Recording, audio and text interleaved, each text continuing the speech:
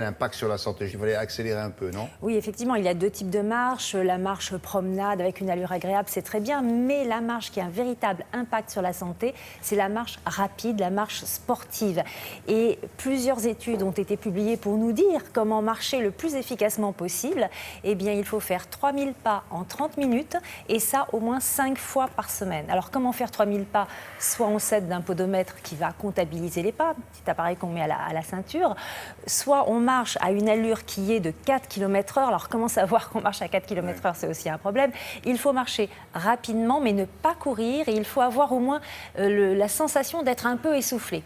Donc ça, c'est la bonne allure. Et cette marche rapide, cette marche sportive a, vous l'avez dit, des impacts qu'on connaît sur la santé physique, mais aussi les nouvelles études montrent que c'est très important pour le moral, très important aussi pour prévenir ou même réduire l'anxiété et la dépression.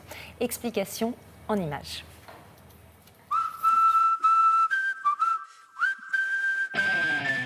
Si on pratique la marche active, on sait qu'on a un bénéfice sur le métabolisme, sur l'appareil locomoteur, sur le psychisme. Par exemple, sur le métabolisme, il a été montré que la pratique de la marche active réduit d'environ 50% le risque de devenir diabétique quand on est à haut risque d'être diabétique.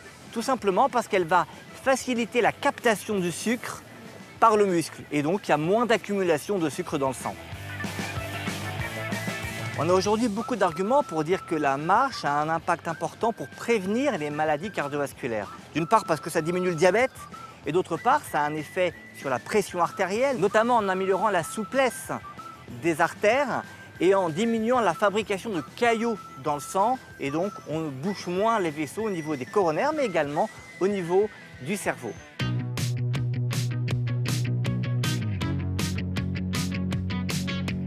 La marche peut être efficace également pour prévenir un certain nombre de pathologies de l'appareil locomoteur. D'une part, ça réduit les risques d'ostéoporose parce qu'il y a un impact à chaque pas qui renforce l'os.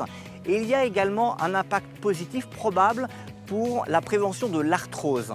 Bien évidemment, si on a déjà une pathologie articulaire avancée, il faut vraiment demander conseil à son médecin.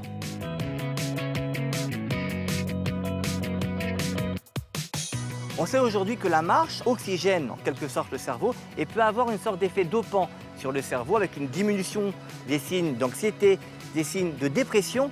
Et on a même l'impression que la marche active peut avoir un effet qui est similaire à celui de certains traitements antidépresseurs.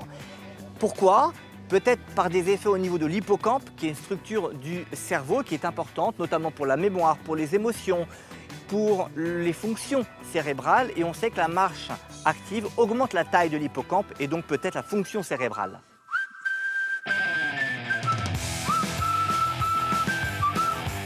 La marche active est efficace, mais il faut éviter ses effets secondaires. Et son principal effet secondaire, c'est une atteinte des articulations si on est mal chaussé. Et donc, comme toute activité sportive, il faut être bien équipé avec des chaussures adaptées, soit des chaussures de marathon, soit des chaussures de randonnée. Après, tout dépend du terrain sur lequel on pratique la marche. Oui, on voit bien la vitesse, c'est à la limite de la course. Oui, ne pas courir, mais il faut y aller quand même. On est à la frontière. Exactement. Qu'est-ce que c'est que ce qu'on a appelé le walk and talk? C'est évidemment... Marcher et parler en même temps, ce sont des psychiatres et psychanalystes new-yorkais qui ont mis en pratique finalement ces dernières études qui montrent que la marche rapide a un impact sur le psychisme et permet de réduire d'abord tout ce qui est sentiments négatifs, la rumination, quand on rumine des choses un petit peu négatives. Donc les dernières études leur font penser que si les patients marchent avec eux dans Central Park, par exemple... on ne peut pas dire que le psychiatre, au lieu d'avoir le patient allongé à côté de lui... Exactement. C'est une nouvelle tendance américaine. Donc le psy et le patient marchent ensemble à Central Park parce que marcher, c'est mettre un pas devant l'autre, mais aussi c'est progresser dans sa tête, dans sa réflexion. Et en même temps, on réduit un petit peu tous ces sentiments négatifs, on réduit un petit peu l'anxiété. Donc plein de choses favorables.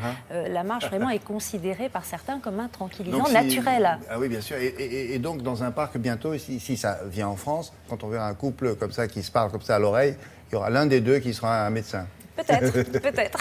D'accord. Merci Brigitte, à tout à l'heure. Pour le bloc-notes culturel, ça commence maintenant.